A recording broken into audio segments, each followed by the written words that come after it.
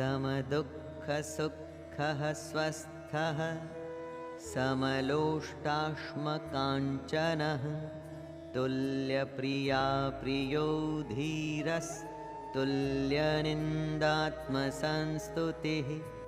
अर्थात जो धीर पुरुष सुख और दुख में एक समान होते हैं, जो मिट्टी के ढेले और सोने को समान समझता है, जो प्रिय अप्रिय तथा निंदा और स्तुति में भी समान रहता है, ऐसा पुरुष श्रेष्ठ है। आज मैं इस श्लोक के आधार पर आप सभी को एक कहानी सुनाती हूँ। हीरे की पहचान। एक दिन एक राजा का दरबार लगा हुआ था। सर्दी के दिन थे, इसलिए राजा का दरबार खुले में लगा हुआ था। राजा की सारी प्रजा सुबह की धूप में बैठी हुई थी।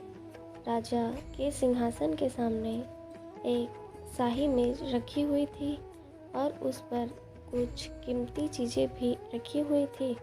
उस समय राजा के दरबार में एक व्यक्ति आया और उसने राजा से कहा कि मेरे पास 2 वस्तुएं हैं और मैं हर राज्य के राजा के पास जाता हूँ और अपनी दोनों वस्तुओं को उनके सामने रखता हूँ, पर कोई भी उसे परख नहीं पाता है। मैं विजेता बनकर घूम रहा हूँ। अब मैं आपके राज्य में आया हूँ।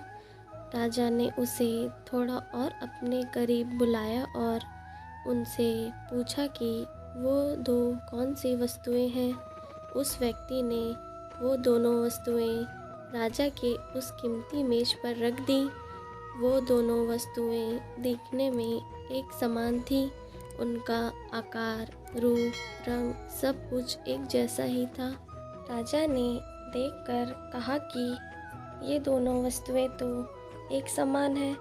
तभी उस व्यक्ति ने कहा कि हाँ, देखने में ये दोनों एक समान हैं, पर वास्तव में ये दोनों बिल्कुल अलग हैं। इनमें से एक बहुमूल्य हीरा है और दूसरा कांच का टुकड़ा है, लेकिन दोनों देखने में एक जैसे ही लगती है, इसलिए आज तक इन्हें कोई परख नहीं पाया है। उस व्यक्ति ने राजा से कहा कि आप में से कोई मुझे ये बता दो कि इनमें से बहुमूल्य हीरा कौन सा है और कांच कौन सा है, तो मैं हार मान लूँगा और ये बहुमूल्य हीरा आपके राज्य की तिजोरी में जमा करवा दूँगा। किंतु शर्त ये है कि कोई भी इसे पहचान नहीं पाया तो आपको इस हीरे की जो कीमत है वो मुझे देनी होगी। राजा ने कहा, मैं तो उसे नहीं परख पाऊँगा।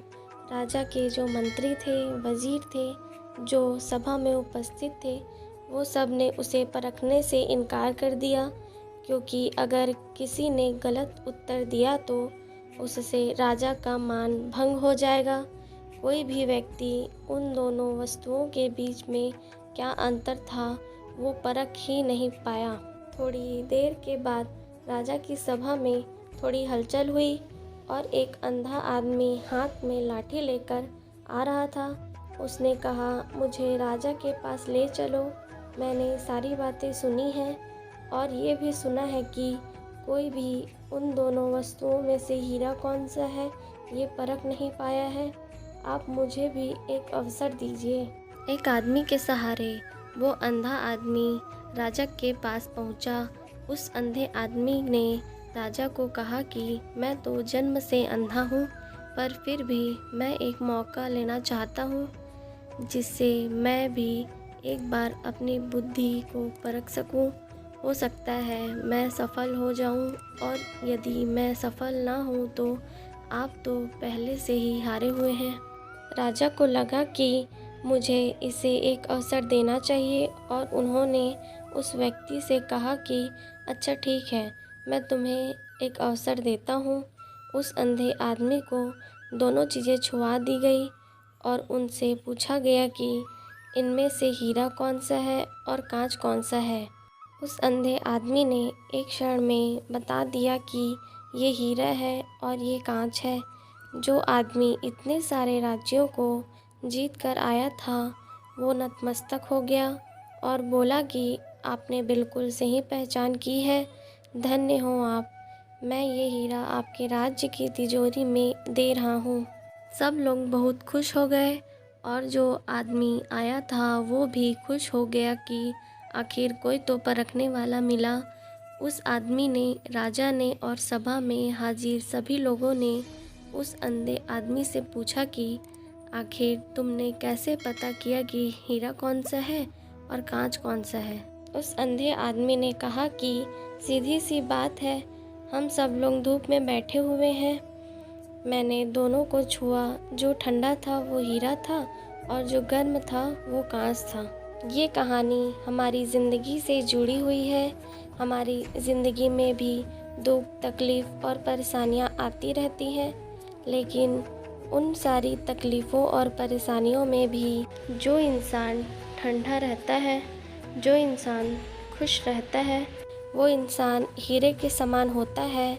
लेकिन जो इंसान दुखों के आ जाने पर घबरा जाता है, बहुत ज़्यादा दुखी हो जाता है और टूट जाता है, गर्म हो जाता है, वो इंसान कांच के समान होता है।